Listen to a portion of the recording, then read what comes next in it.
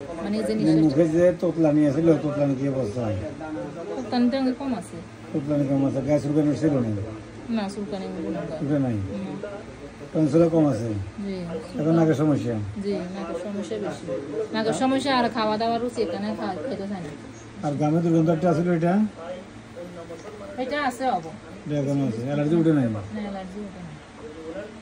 আচ্ছা, স্প্রেটা বাংলাদেশে দেওয়া হয়েছে, জার্মানিটার দাম বেশি 700 টাকা, বাংলাদেশিটা 180 টাকা। বললে আমি দিয়ে দিব, তবে নাকের সমস্যা যেটা আছে এটা অ্যালার্জি উঠে পর ভালো যাবো।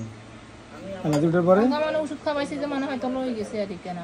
ওষুধ আইছেন 5-7 আইছেন, ঠিক আছে? এর আগেও আইছেন, লাস্টে আইছেন। ওষুধ এখন চললে কি হইতো না? ওষুধ যেগুলো আমরা তো লোকাল ওষুধ কম ব্যবহার করি, লোকালটা কম ব্যবহার করি, ঠিক আছে? না বলে দিই আপনাকে। দিচ্ছেন যে কি বিগুন কি বাংলাদেশি নাকি? না, ওর স্প্রেটা বাংলাদেশি। আর ওগুলো খাইবার কোন দিচ্ছেন?